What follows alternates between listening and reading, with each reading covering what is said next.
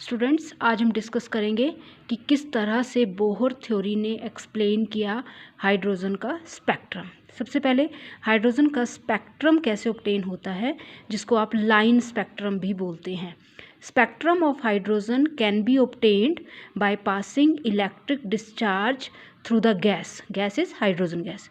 Electric discharge pass करना है hydrogen gas से, जिसको आपने लिया है डिस्चार्ज ट्यूब में अंडर लो प्रेशर।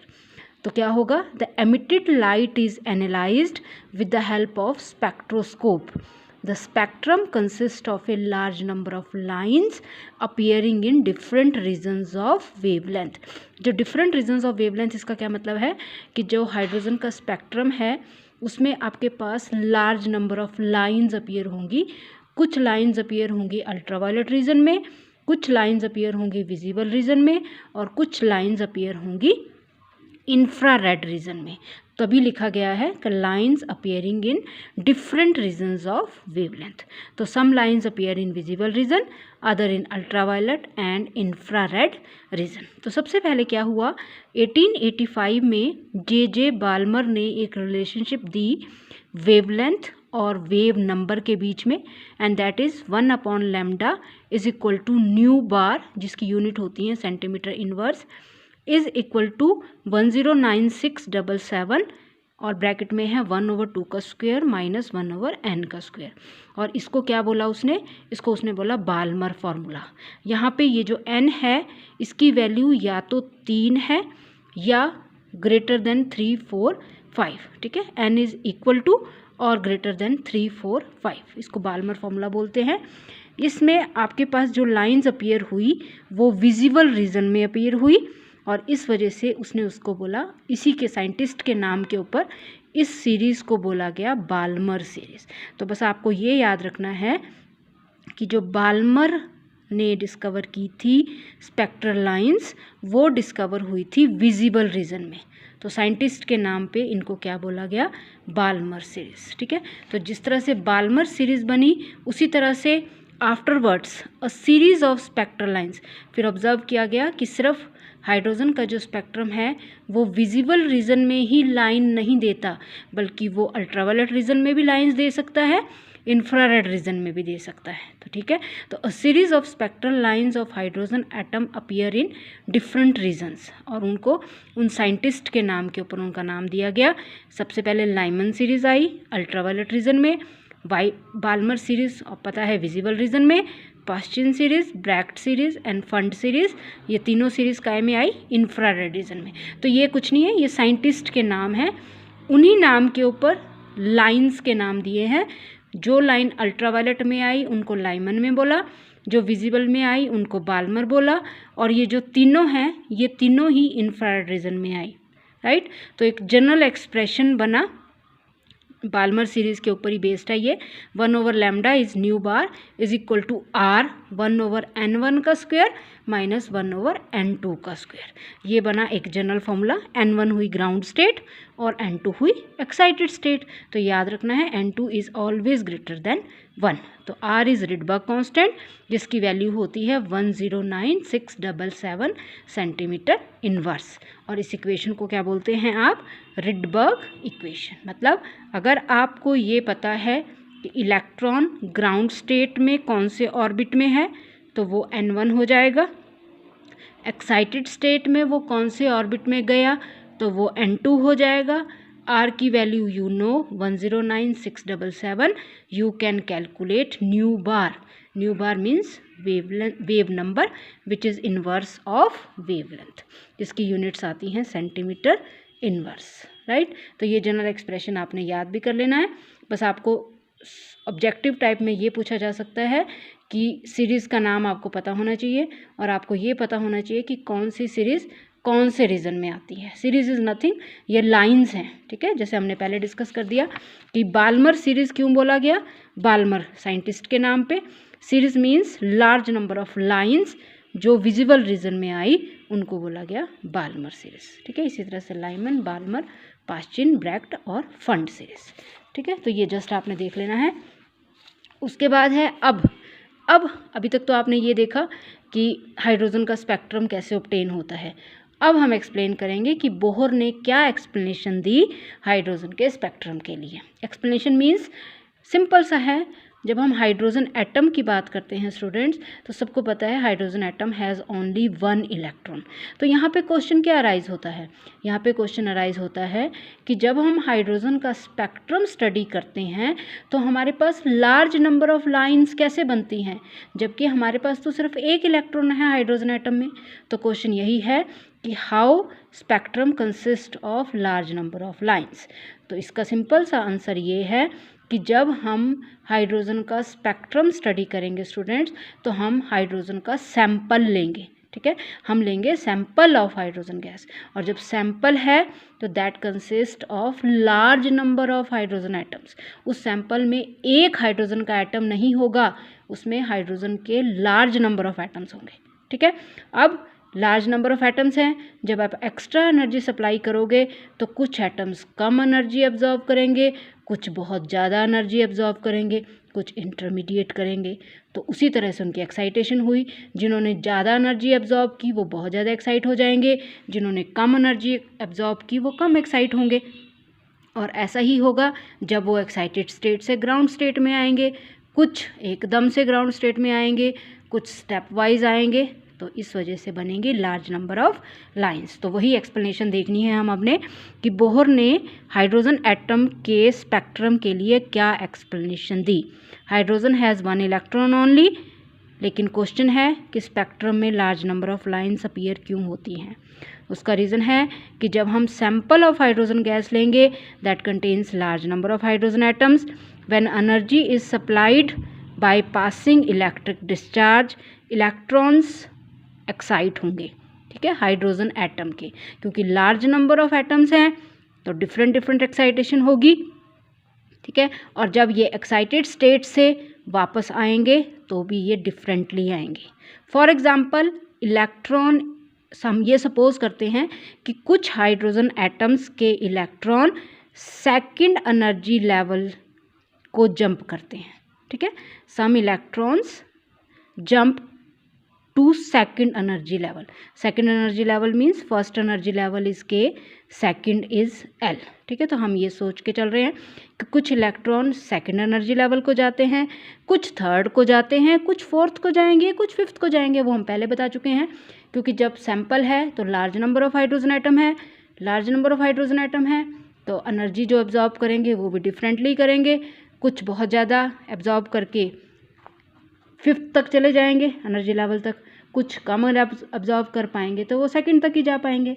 तो वही चीज़ है ये कि कुछ जंप होके सेकंड एनर्जी लेवल तक गए, कुछ थर्ड तक गए, कुछ फोर्थ तक गए, कुछ fifth and so on, that depends upon the energy absorbed.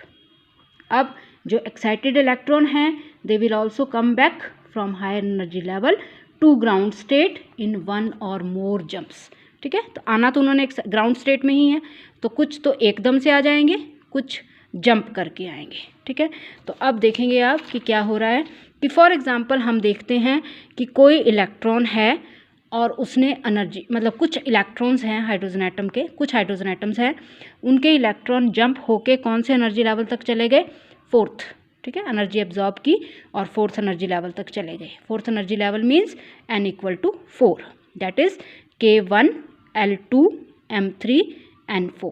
That means वो कौन से शेल तक चले गए, N शेल तक, कैपिटल N। ठीक है, मतलब fourth energy level.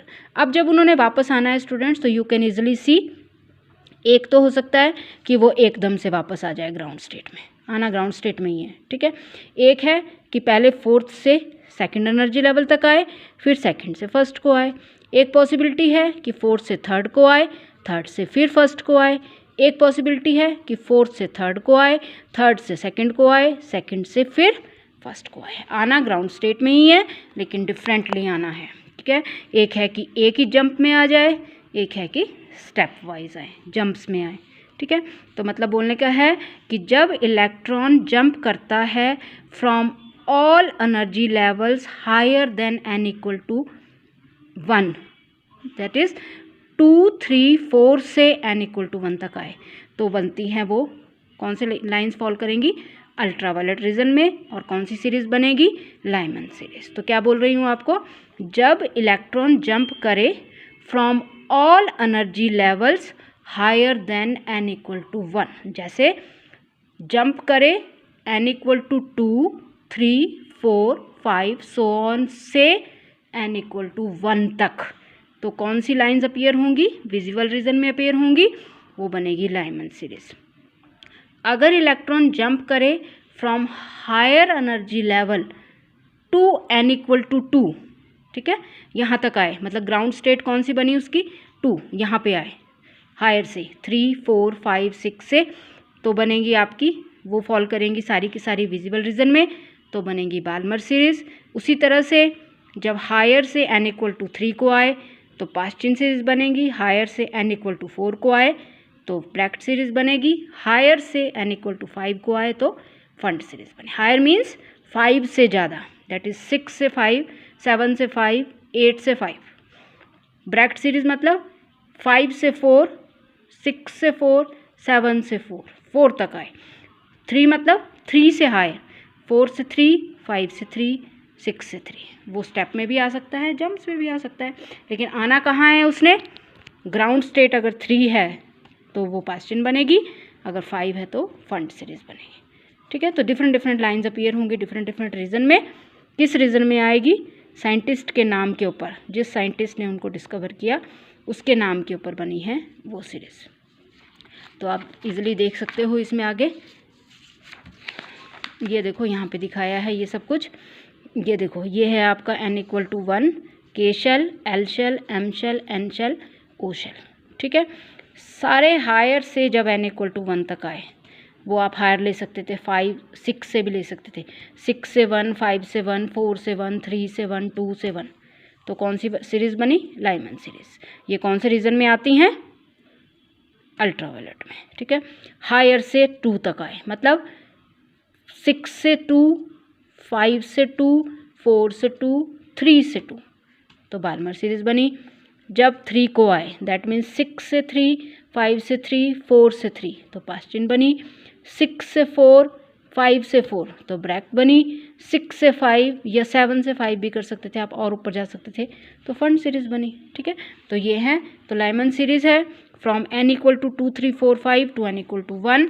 Balmer series n equal to 3, 4, 5, 6 to n equal to 2 तक आए तो बाल्मर पास्टिन हुई। 5, 6, 7 से n इक्वल टू 3 तक, 4, 5, 6, 7 से n इक्वल टू 3 तक, उसके बाद ब्रैकेट बनी 5, 6, 7, 8 से n इक्वल टू 4 तक, फंड सीरीज बने 6, 7, 8, 9 so on to n equal to 5, जो आपके सामने है ये देखो, ठीक है। 1 तक आए तो लाइमन सीरीज, 2 तक आए तो बाल्मर सीरीज, 3 तक आए तो पास्टिन, 4 तक आए तो ब्रैकेट, 5 तक आए तो फंड, हायर देन, ठीक है। तो ये है आपका हाइड्रोजन का स्पेक्ट्रम, जिसमें आप इजीली देख सकते हो कि नो डाउट हाइड्रोजन के पास सिर्फ एक इलेक्ट्रॉन है, लेकिन फिर भी ये large number of lines appear होती हैं, इसी वजह से इनको बोला जाता है लाइन स्पेक्ट्रम, ठीक है। क्योंकि जब एक्साइटेड इलेक्ट्रॉन वापस आता है तो वो जो एनर्जी उसने एब्जॉर्ब की होती है उसको वो एमिट भी करता है। तो ये जो एनर्जी एमिट करता है ये लाइट की फॉर्म में एमिट करता है। तो कुछ लाइंस अपीयर होती हैं डिफरेंट डिफरेंट रीजन्स में, ठीक है। तो ये बनती है आपका लाइन स्पेक्ट्रम। तो ये हाइड्रोजन एटम की बात हुई। उसी तरह से तो आपका फार्मूला इजीली देख लिया आपने। उसी तरह से कुछ आयंस होते हैं जो हाइड्रोजन लाइक आयंस होते हैं। हाइड्रोजन लाइक आयंस मीन्स जिनके पास भी एक इलेक्ट्रॉन होता है, जैसे हीलियम प्लस, 1 प्लस का चार्ज, तो 2 होते हैं, 2 में से 1 लूज़ कर दिया तो कितने बच गए, 1। लिथियम 2 प्लस, लिथियम के पास कितने इलेक्ट्रॉन होते हैं, 3, 2 लूज़ कर दिए तो कितने बच गया, 1। तो इनको क्या बोलूँगी मैं, हाइड्रोजन लाइक आयंस। तो उनके लिए भी वही फार्मूला लगता है, बस फ़र्क क्या है कि हाइड्रोजन लाइक आयंस को आपको इफेक्टिव न्यूक्लियर चार्ज से स्क्वायर से मल्टीप्लाई करना पड़ता है। Effective nuclear charge means atomic number. अगर हीलियम का है तो आप 2 से मल्टीप्लाई, 2 का स्क्वायर करोगे, अगर लिथियम का है तो 3 का स्क्वायर करोगे, क्योंकि atomic number of lithium is 3, atomic number of helium is 2। और वैसे helium plus is hydrogen like, lithium 2 plus is hydrogen like. Hydrogen like means contain 1 electron. Electron इसमें एक है, लेकिन प्रोटॉन 2 हैं। इलेक्ट्रॉन इसमें भी 1 है लेकिन प्रोटॉन इसमें कितने हैं? 3। तो this is nuclear charge, square of nuclear charge से मल्टीप्लाई करना है, ठीक है। तो you can easily calculate the wavelength of hydrogen like ions.